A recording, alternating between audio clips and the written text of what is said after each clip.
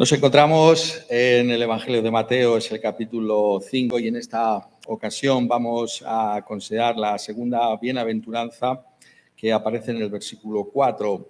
Mateo capítulo 5, versículo 4, leemos así: Bienaventurados los que lloran, porque ellos recibirán consolación.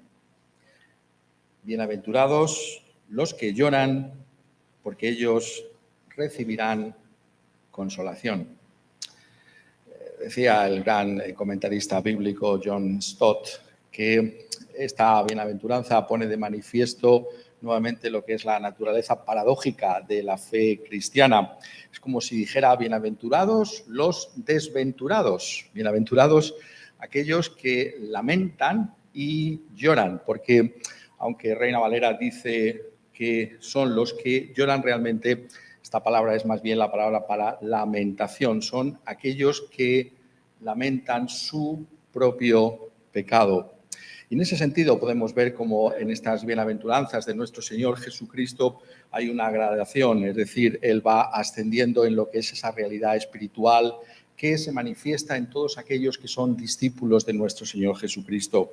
Si recordáis, la primera de las bienaventuranzas decía: bienaventurados los pobres en espíritu, porque de ellos es el reino de los cielos. Aquellos que son conscientes precisamente de esa carencia espiritual delante de Dios, no tienen nada con lo que responder delante de Él, son conscientes de esa ausencia de una justicia con la que poder responder delante de Dios cuando se comparan con la santidad de Dios tal y como aparece en su propia ley.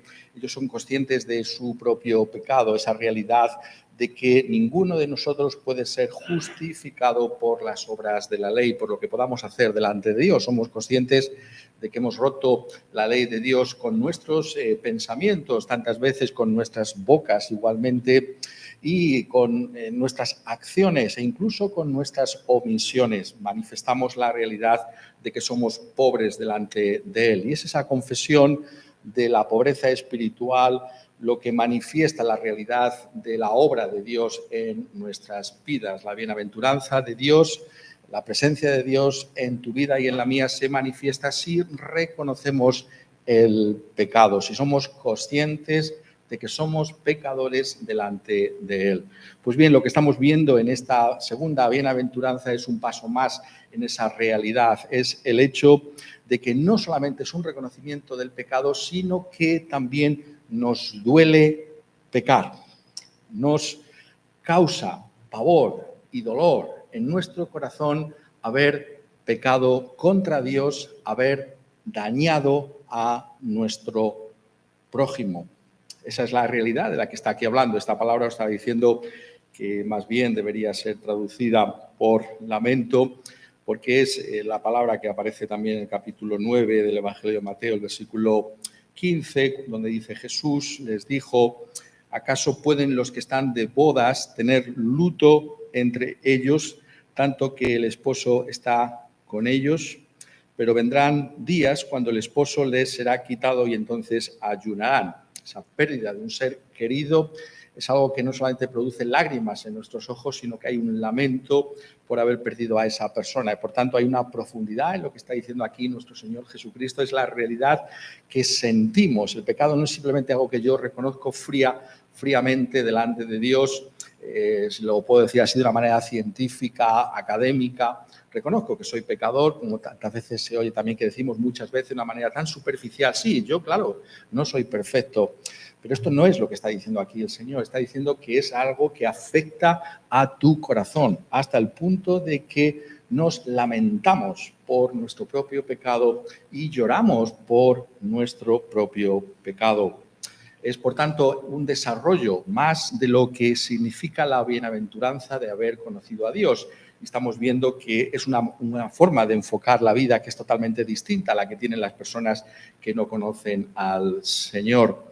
Y es justamente lo que se nos dice en toda la Escritura, en ese libro tan extraordinario del Antiguo Testamento que llamamos las Lamentaciones del profeta Jeremías. Encontramos que el Señor dice por medio de su siervo: ¿por qué se lamenta el hombre viviente? ¿Por qué nos quejamos en nuestra vida? ¿Qué cosas traen amargura y dolor a nuestro corazón?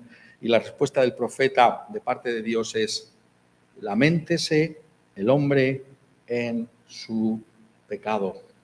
Laméntese el hombre en su pecado. O también el hermano del Señor, Santiago, pastor en la iglesia de Jerusalén, nos dice en su epístola universal: acercaos a Dios y Él se acercará a vosotros. Pecadores, limpiad las manos. Vosotros los de doble ánimo, purificad vuestros corazones. Afligíos y lamentad y llorad. Vuestra risa se convierta en lloro y vuestro gozo en tristeza. Hay algo de esto en nuestras propias vidas. Si me preguntarais cuál sería realmente la gran carencia que tendríamos en nuestros días en medio de las iglesias, creo que esta bienaventuranza respondería a cuál es la preocupación de mi corazón. Creo que no lamentamos suficientemente nuestro pecado. Creo que es un área de nuestro discipulado cristiano que estamos dejando a un lado. Nos duele pecar. No os digo que si reconocemos nuestro pecado, os digo, nos duele lo más profundo de nuestro corazón haber ofendido a Dios y haber dañado a nuestro prójimo. ¿Cómo podemos, y esto es lo que la Escritura constantemente está diciéndonos, cómo podemos desarrollar esa actitud, por tanto, de lamento por nuestro propio pecado? Y la respuesta que siempre nos trae la Escritura es característica, es decir, el enfoque completo que trae la Escritura es siempre distinto, es la consideración de la supremacía de Dios en todo. Solamente vamos a lamentar el pecado si nos damos cuenta de lo que el pecado es delante de Dios mismo. Si reconocemos realmente el pecado como lo que es, como aquello que realmente ofende profundamente al corazón de Dios. Es muy interesante que precisamente el pecado sea presentado en esos mismos términos por Dios mismo en ese primer libro de la Escritura, el libro de Génesis, en esos términos también de sentimiento, quiero decir. Cuando dice en Génesis y en el capítulo 6 y el versículo 6, y tenemos que recordar que dice en el versículo anterior: y vio Jehová que la maldad de los hombres era mucha en la tierra, y que todo designio de los pensamientos del corazón de ellos era de continuo solamente el mal. Es la generación anterior al diluvio, la generación de Noé. ¿Y qué dice? Y vio y se arrepintió Jehová de haber hecho al hombre en la tierra, y le dolió en su corazón. A Dios le dolió la realidad del hombre en rebelión contra sí mismo. El pecado no es algo frío, no es algo que simplemente Dios contempla, sino que la Escritura nos habla en términos humanos refiriéndose a Dios mismo y nos dice que le duele en el corazón cuál es la actitud del hombre hacia Dios, esa rebelión profunda, como dice aquí, todo designio de los pensamientos del corazón de ellos que era de continuo solamente el mal. Y es por tanto cuando nos comparamos con Dios, cuando nos comparamos con su santidad, cuando vemos cómo siente, si lo puedo usar en esos términos también antropomórficos que usa aquí Dios, es decir, Dios usa términos como los nuestros. Sabemos que Dios es inmutable, pero Él se acerca a nosotros y nos manifiesta la realidad de lo que son las cosas por medio de palabras familiares para que tú y yo podamos entenderlo. Si hay algo de esto en nosotros, si nos damos cuenta de que esa realidad del pecado es algo que ofende tan gravemente a Dios mismo, hasta el punto de hablar de ese dolor del corazón propio de nuestro Dios. Tenemos, por tanto, que darnos cuenta que en la Escritura es fundamental considerar la santidad de Dios, el hecho de que Dios es puro y está apartado del mal, que Dios no tiene nada que ver con el mal y que el mal es algo tremendamente aborrecible delante de sus propios ojos. Y es al ver la actitud de Él que nosotros también podemos empezar de alguna manera a lamentar nuestro propio pecado. Y esa es la pregunta que tenemos que hacernos. ¿Lamentamos de veras nuestro propio pecado? Y esto hay que colocarlo a la luz, y esto es realmente hay que hacerlo con mucho cuidado, a la luz de la gran doctrina evangélica, ¿no? Sin duda alguna sería que la salvación es por la gracia de Dios. Por supuesto que la Escritura, y lo hemos estado recordando en estos días de la Reforma, exalta la gracia de Dios, pero tenemos que darnos cuenta que creer en la gracia no significa que de repente nos olvidamos de lo que es el pecado delante de Dios.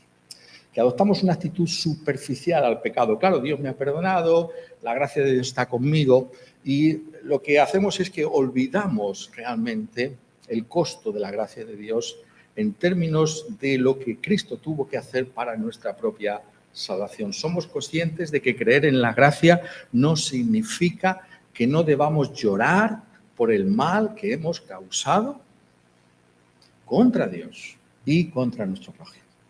Somos conscientes de eso. Que una cosa no es antitética de la otra. Es decir, una cosa no contradice la otra. Que podemos ser y debemos ser grandes creyentes en la pura y soberana gracia de Dios y al mismo tiempo dolernos en lo más profundo de nuestro ser por la ofensa gravísima de mi pecado contra Dios y el mal que he realizado contra mi prójimo. Soy consciente de esa realidad.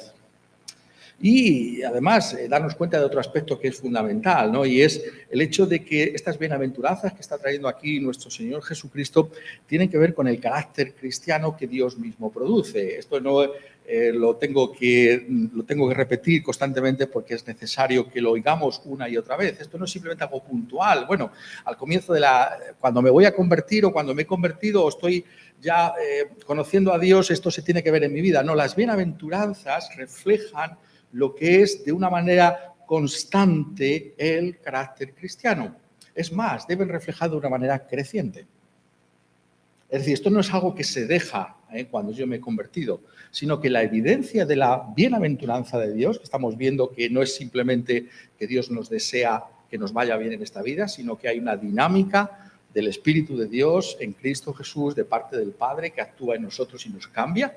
La evidencia de esa dinámica de Dios que llamamos la bienaventuranza en tu vida es si somos sensibles hacia nuestro propio pecado.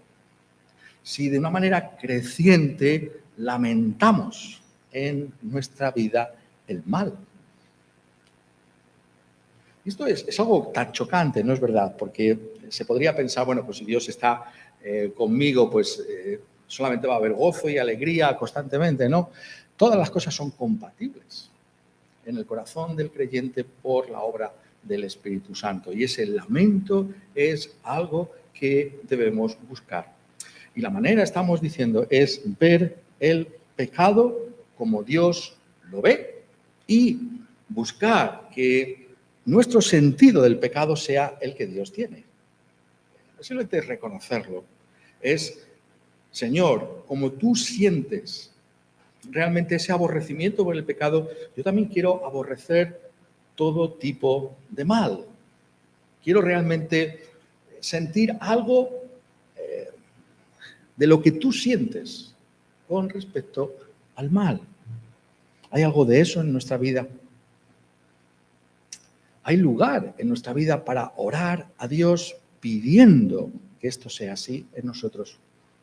Esa es la bienaventuranza de la que está hablando nuestro Señor Jesucristo aquí. Pero la bienaventuranza va más allá todavía. No solamente es ver el pecado, nuestro propio pecado, de esta manera, sino también, y en segundo lugar, y esto es igualmente de fundamental, en relación al pecado de los otros. ¿Cómo te sientes ante el pecado de otros? Y aquí encontramos nuevamente, como os estoy diciendo, lo que a mí por lo menos me parece que es una de nuestras grandes carencias, ¿no? en nuestros días como Iglesia del Señor.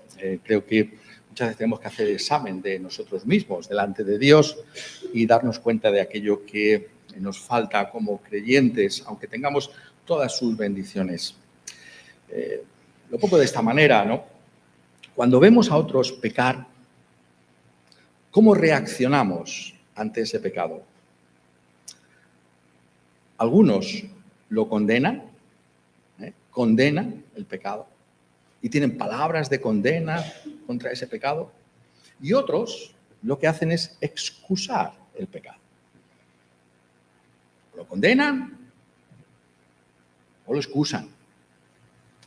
El cristianismo ofrece una tercera vía.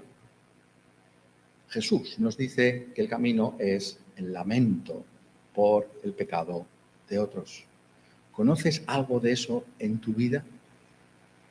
O cuando otros pecan, tu actitud es que son, o bueno,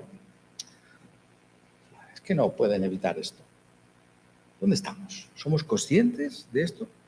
La condena, tenemos que investigar esto porque ya digo, a mí me preocupa bastante a la luz de la Escritura. La condena es peligrosa porque nos coloca, sin darnos cuenta, recordar siempre nuestro corazón engañoso que tenemos. Incluso los mismos creyentes tenemos un corazón todavía bastante engañoso. Nos coloca en un pedestal de superioridad, si no nos damos cuenta, sobre los otros. La tentación religiosa es siempre la misma. Es, yo no soy como estos. Nos suena aquel famoso fariseo de la parábola que no negaba a Dios, sino reconocía también la presencia de Dios en su vida, porque dice, Dios, te doy gracias.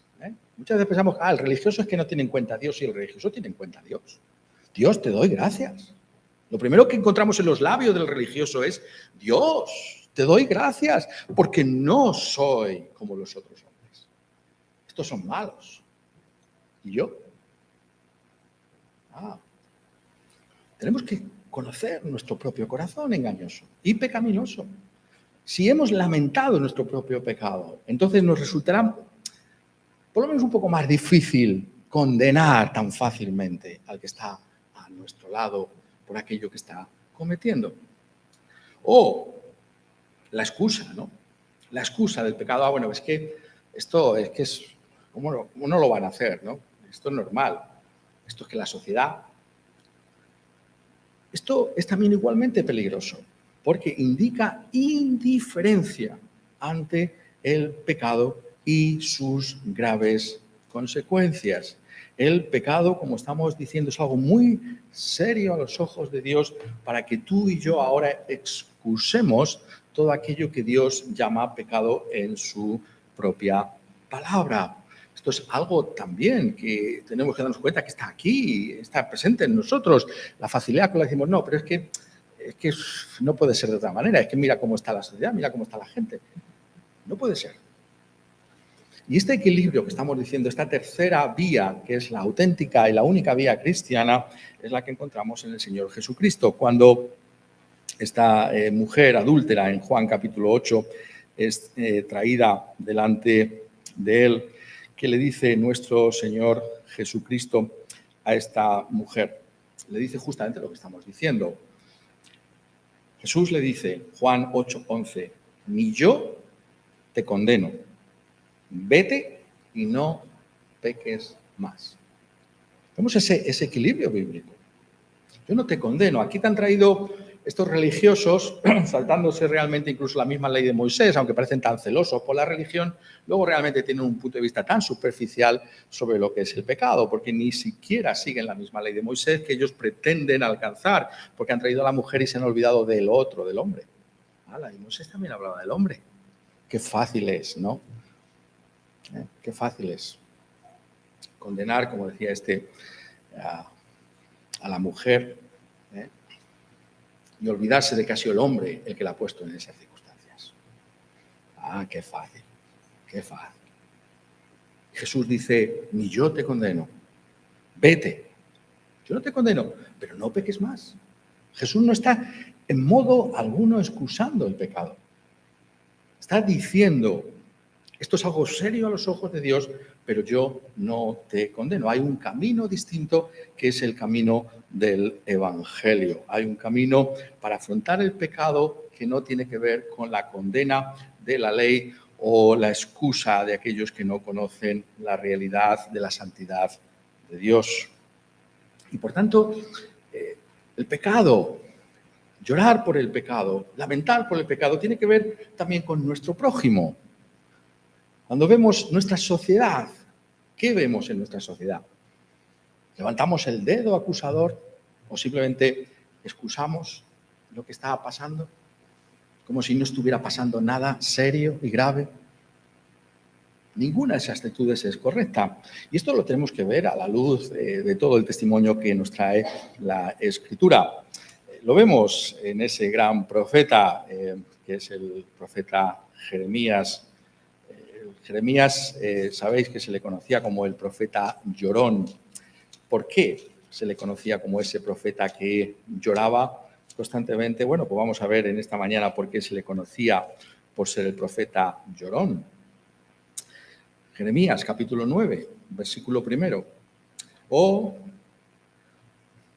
si mi cabeza se hiciese aguas y mis ojos fuentes de lágrimas, para que llore día y noche los muertos de la hija de mi pueblo. Este es el corazón de Jeremías. Si mis ojos fueran fuentes de lágrimas, porque me duele lo que está pasando en Jerusalén, me duele lo que le está pasando a mi pueblo, a mi nación. Nos duele hasta el punto de derramar lágrimas, el estado de nuestras naciones. Eso es lo que dice Jeremías. Y no es por un solo versículo que se le llama así el profeta que lloraba. Jeremías 13, versículo 17. Dice: mas si no oyereis esto, toda la profecía de Jeremías es mostrar que el camino de Jerusalén y de sus dirigentes es un camino que va a conducir a la cautividad babilónica. Jeremías 13, 17 dice: mas si no oyereis esto, en secreto llorará mi alma a causa de vuestra soberbia, y llorando amargamente se desharán mis ojos en lágrimas, porque el rebaño del Señor fue hecho cautivo. Nos duele ver la causa de Dios pisoteada, que las gentes no escuchan la admonición de parte de Dios de abrazar al Señor Jesucristo, sino que se empecinan en sus propios pecados contra Dios. Eso es lo que dice aquí Jeremías con respecto a los suyos. O Jeremías, capítulo 14 y versículo 17. Les dirás pues esta palabra: derramen mis ojos lágrimas noche y día, y no cesen, porque de gran quebrantamiento es quebrantada la Virgen, hija de mi pueblo, de plaga muy dolorosa. Ese es el ministerio de Jeremías, en medio de su pueblo. Este pueblo que va a ser llevado a la cautividad babilónica por ese endurecimiento contra Dios y esa incapacidad de reconocer su propio pecado. ¿Y qué hace Jeremías? Simplemente añade su condena.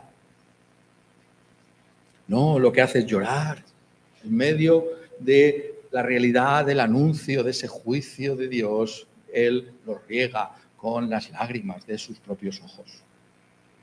Hay algo de esto en nosotros por el pecado de otros. Y esto es una actitud que está constantemente en todas las Escrituras y tenemos que darnos cuenta que está ahí, porque parece que simplemente nos estamos dejando llevar por la forma de pensar de este mundo, que es o condenar o excusar. Y no oímos que la actitud cristiana es lamentar el pecado de otros. Y sin embargo está constantemente en las Escrituras. Otro ejemplo extraordinario, el apóstol Pablo, 1 Corintios 5. De cierto se oye que hay entre vosotros fornicación. Y tal fornicación, cual ni aún se nombra entre los gentiles, tanto que alguno tiene la mujer de su padre. Y vosotros estáis envanecidos. Mira lo que dice. No deberíais más bien haberos lamentado para que fuese quitado de en medio de vosotros el que cometió tal acción. Nos duele el pecado. No deberíais haberos lamentado por esto que está pasando entre vosotros. ¿Que os permanecéis indiferentes ante esto? ¿Vuestro corazón no se conmueve? Corintios, está diciendo el apóstol. O algo también característico, ¿no?, de la actitud pastoral del apóstol, ¿no? Porque esta es la actitud pastoral ante el pecado, que aquí se manifiesta en 2 Corintios 12, la segunda epístola a los Corintios 12 y el versículo 21. Dice, leemos desde el 20, pues me temo que cuando llegue no os halle tales como quiero, y yo sea hallado de vosotros cual no queréis, que haya entre vosotros contiendas, envidias, iras, divisiones, maledicencias, murmuraciones, soberbias, desórdenes, que cuando vuelva me humille Dios entre vosotros. Y quizá tenga que llorar por muchos, de los que antes han pecado y no se han arrepentido de la inmundicia y fornicación y lascivia que han cometido. Que tenga que llorar por muchos. Esa es la actitud. Pablo dice, voy a ir allí, ¿qué voy a ir? Voy a ir a llorar con vosotros. Y en mis lágrimas vais a ver la realidad de lo que yo pienso, de lo que está pasando entre vosotros. ¿Cómo no corregís estas cosas? ¿Cómo no cambiáis esas actitudes? Mis lágrimas son el testimonio de lo que yo pienso, de lo que está aquí pasando, del hecho de que no os habéis arrepentido de vuestro propio pecado. Conocemos algo de esto en nuestra propia vida. Y ese es tantas veces el testimonio de la historia de la iglesia cristiana, ¿no? Me estoy acordando de Francis Schaeffer, posiblemente uno de los grandes evangelistas y apologetas de la era cristiana, por lo menos en el siglo pasado, ¿no? El fundador del ABRI norteamericano. Y todos aquellos que estaban con él decían, era un gran apologeta, pero lo era, porque siempre había lágrimas en sus ojos cuando hablaba con las personas. Y sí, la gente acudía a escucharle allí al ABRI y a quedarse en el ABRI, pero había lágrimas en los ojos para tratar a todas esas personas, cualesquiera que fueran las circunstancias que les habían llevado al ABRI. Era un lugar en el que estaban los pecadores, los desilusionados con la religión. Todos acudían, tantos fueron allí. Y ese hombre les aconsejaba, y el testimonio que traen sus biógrafos es con esa lágrima en su ojo. ¿Hay algo de esto? ¿Desarrollamos algo de esto en nosotros también? ¿Buscamos algo de esto en nuestras propias vidas? ¿Somos conscientes de qué es lo que a nosotros se nos pide? ¿Por qué fundamentalmente? Porque sabemos que la Escritura nos trae todos estos ejemplos y la historia de la Iglesia cristiana, porque están apuntando a uno que así afrontó la realidad del pecado. Y cuando llegó cerca de la ciudad de Jerusalén, al verla, lloró sobre ella. ¿Quién es ese? El varón de dolores, experimentado en quebranto, nuestro Señor Jesucristo. Al acercarse a la ciudad de Jerusalén, la ciudad que le iba a rechazar, la ciudad injusta, la ciudad pecadora. Sin embargo, hay lágrimas en los ojos del Señor frente a Jerusalén. Oh, el corazón de Cristo se conmueve por el estado de Jerusalén, por la realidad de que sus ojos están encubiertos para ver el mal y las consecuencias de rechazarle a Él y que va a venir sobre ellos. Esto es a lo que somos llamados. Somos llamados a la imitación de nuestro Señor Jesucristo en toda nuestra manera de vivir. Y por tanto, yo te pregunto, ¿lloras por el pecado de tus hermanos? ¿Lloras por los que están afuera? ¿O tu vida es una crítica sin piedad y sin descanso contra los pecadores que están ahí fuera? ¿O es una vida de excusar el pecado que está ahí fuera como si fuera algo pecadillo sin importancia? ¿Qué hay en nosotros?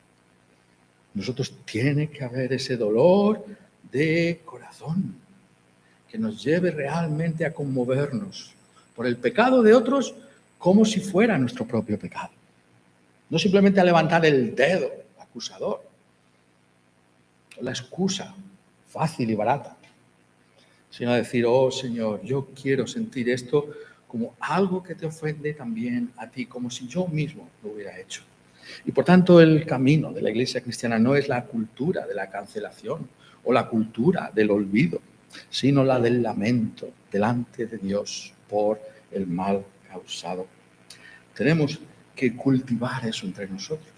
Tenemos que darnos cuenta de que esto es fundamental en el desarrollo del carácter cristiano. Cristo lo pone aquí, notadlo bien en esta segunda bienaventuranza, esta descripción magistral e insuperable de lo que es un cristiano, que son las bienaventuranzas. Ahí lo pone, en ese lugar prominente. No basta con que reconozcas tu pecado, tienes que lamentar tu propio pecado. Y esa actitud, estamos diciendo, es la que en nosotros tiene que manifestarse constantemente. Ese Salmo 119, que en muchos sentidos también está ilustrando lo que es la vida cristiana, para nosotros hoy, como fue entonces para el salmista que lo redactó, dice en el versículo 136, ríos de agua descendieron de mis ojos porque no guardaban tu ley. Esa es la actitud. Cuando la gente no guarda la ley de Dios, lloramos o condenamos o excusamos. Hay agua en tus ojos y en el mío por estas cosas. O somos indiferentes frente a esa realidad.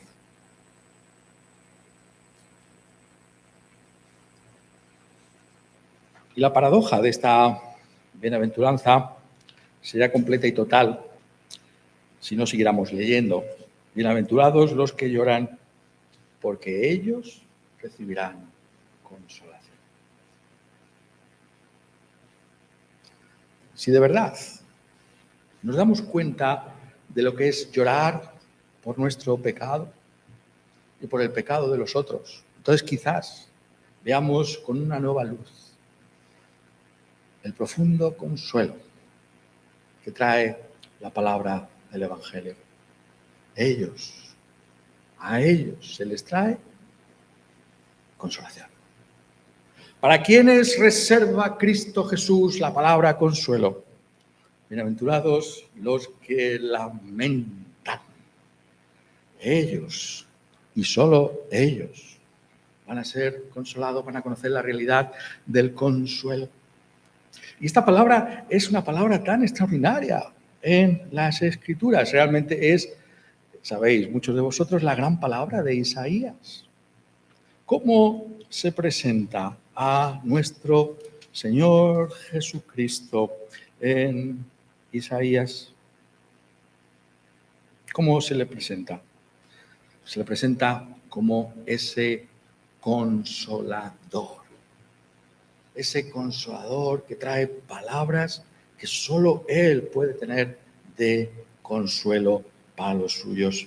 Y por eso ese es el capítulo posiblemente más conocido por lo que implica de todo el profeta. Y es ese capítulo 40, que comienza así. Consolaos, consolaos, pueblo mío, dice vuestro Dios. ¿Qué mensaje tiene Dios por medio de Isaías para su pueblo?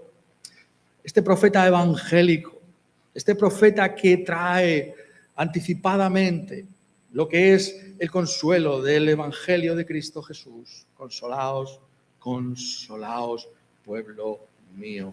¿Y no es así acaso cómo se presenta nuestro Señor Jesucristo cuando hace suyas? ¿Qué palabras? Las palabras de Isaías en Nazaret, en la sinagoga, en la inauguración de su ministerio público.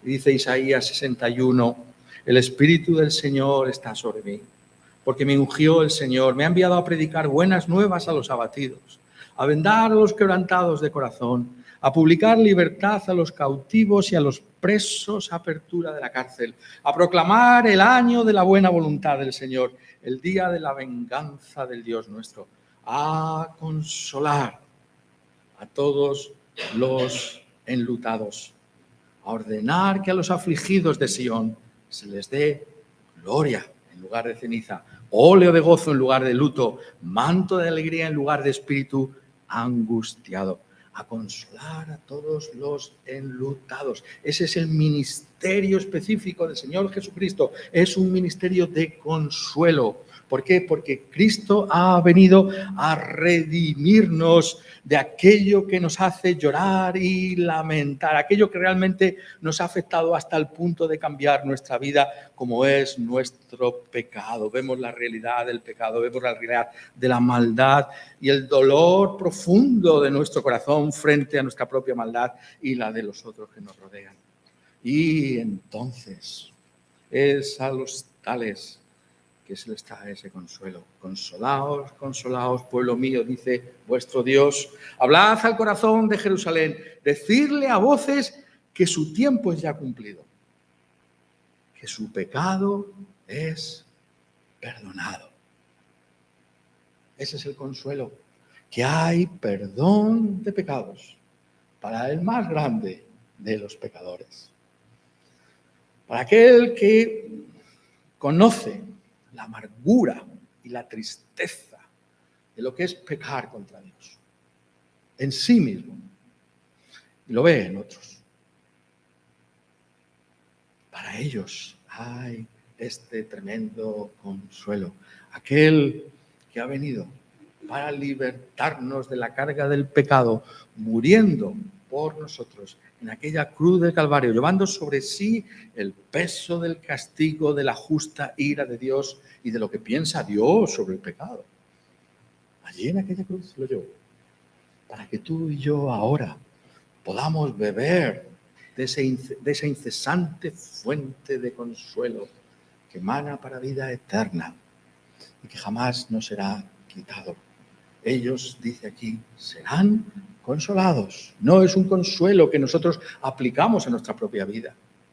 No es algo que viene de nosotros mismos. Es algo que es divino, que es sobrenatural, que Dios trae a tu vida. Esa es la gloria de la posición cristiana, que no somos nosotros, no es una religiosidad, no es una moralidad, no es una filosofía que yo invento y que yo trago y que yo trabajo con ello. No, es algo que viene de Dios, de lo alto, de Dios mismo, que trae esa realidad de lo que significa ese consuelo a nuestra vida y que cambia. A la luz de los evangelios lo vemos.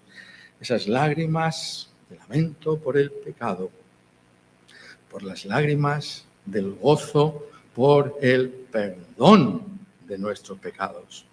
Y estando detrás de Jesús a sus pies, llorando una mujer, comenzó a regar con lágrimas sus pies y los enjugaba con sus cabellos y besaba sus pies y los ungía con el perfume. Aquella mujer en casa de Simón el fariseo. Si conociera quién la está tocando. Esa mujer lo tocaba con lágrimas de gozo por el perdón de sus pecados, por la realidad de la obra de Dios en su alma, que le había llevado a abandonar el pecado y abrazar al Señor Jesucristo.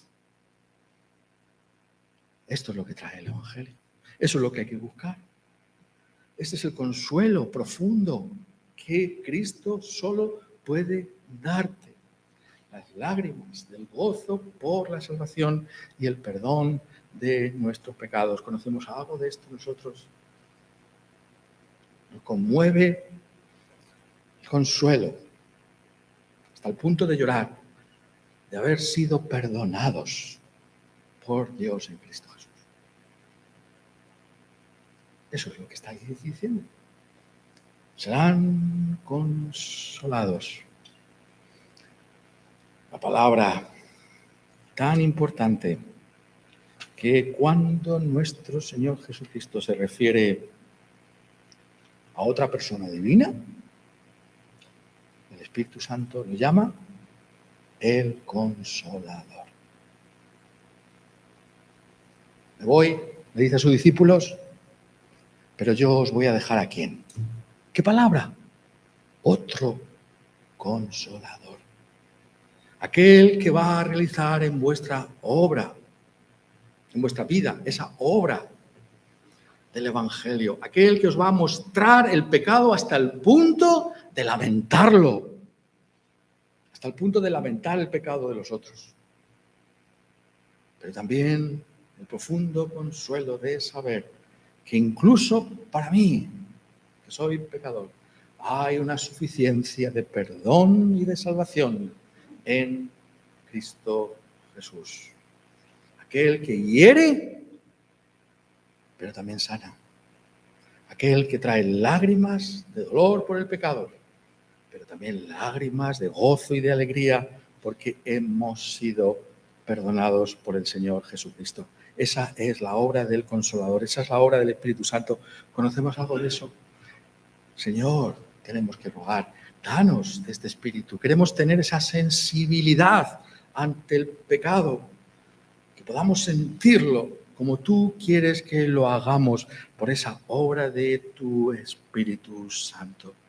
Y que así nosotros también podamos vivir como tu pueblo, el pueblo que ya anticipaba Isaías, el pueblo del Mesías, el pueblo que lleva en sí el Espíritu Santo del Señor Jesucristo y que dice en Isaías 49:13, cantad alabanzas, oh cielos, y alégrate tierra, y prorrumpid en alabanzas, oh montes, porque Jehová ha consolado a su pueblo y de sus pobres tendrá misericordia. Los pobres del Señor, los pobres en espíritu, aquellos que son consolados por el Espíritu del Señor Jesucristo. Busquemos, por tanto, esa realidad en nuestras vidas, ese lamento profundo por el pecado. Tenemos que buscar darnos cuenta de que esto es lo que necesitamos en nuestros días. Tiene que haber una sensibilidad en la iglesia. Si no la hay en la iglesia, ¿dónde la va a haber? Frente a la realidad de lo que es el pecado, delante de Dios. Esa sensibilidad que nos va a llevar a llorar en primer lugar por el nuestro y por los pecados de los demás. Y así, conocer y anunciar el consuelo que solo Dios puede traer, el consuelo de la reconciliación y del perdón de los pecados en la sangre derramada en la cruz, en la sangre del Señor Jesucristo. Quiera Él, por tanto, podamos así vivir. Bienaventurados los que lloran, porque ellos recibirán consolación. Amén.